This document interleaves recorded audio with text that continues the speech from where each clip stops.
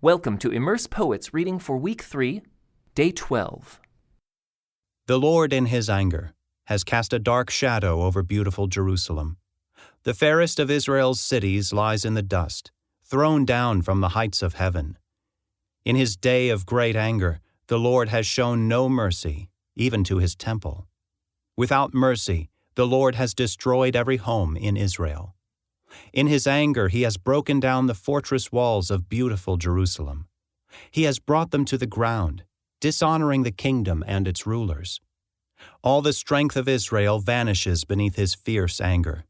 The Lord has withdrawn his protection as the enemy attacks. He consumes the whole land of Israel like a raging fire.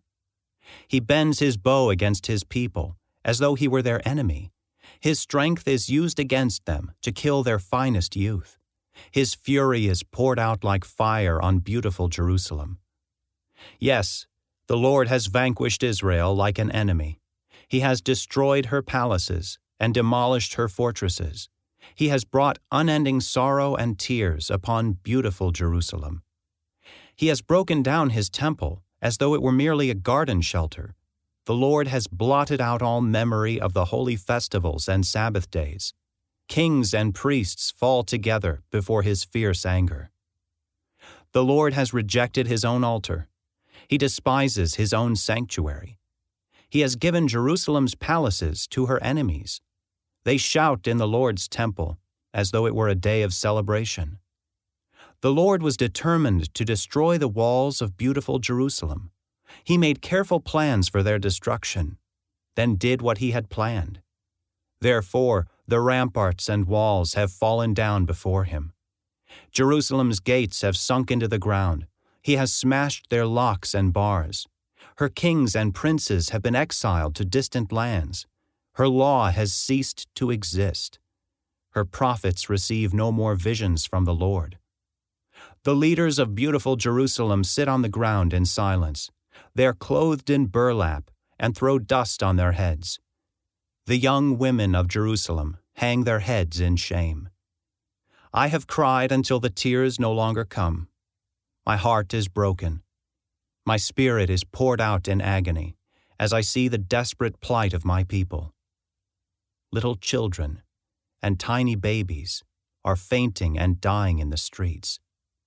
They cry out to their mothers, "We need food and drink." Their lives ebb away in the streets like the life of a warrior wounded in battle. They gasp for life as they collapse in their mother's arms. What can I say about you? Who has ever seen such sorrow? O daughter of Jerusalem, to what can I compare your anguish? O virgin daughter of Zion, how can I comfort you?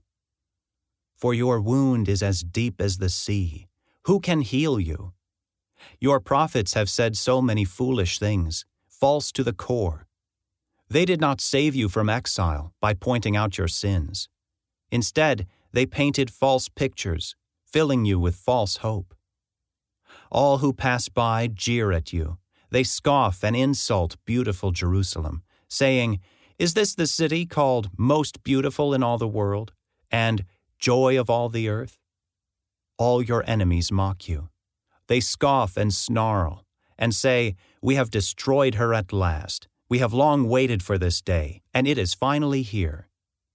But it is the Lord who did just as he planned. He has fulfilled the promises of disaster he made long ago. He has destroyed Jerusalem without mercy. He has caused her enemies to gloat over her and has given them power over her. Cry aloud before the Lord, O walls of beautiful Jerusalem. Let your tears flow like a river, day and night. Give yourselves no rest. Give your eyes no relief. Rise during the night and cry out. Pour out your hearts like water to the Lord. Lift up your hands to him in prayer, pleading for your children, for in every street they are faint with hunger. O Lord, think about this. Should you treat your own people this way? Should mothers eat their own children, those they once bounced on their knees? Should priests and prophets be killed within the Lord's temple? See them lying in the streets, young and old, boys and girls, killed by the swords of the enemy. You have killed them in your anger, slaughtering them without mercy. You have invited terrors from all around, as though you were calling them to a day of feasting. In the day of the Lord's anger, no one has escaped or survived. The enemy has killed all the children whom I carried and raised. This concludes today's Immerse reading experience. Thank you for joining us.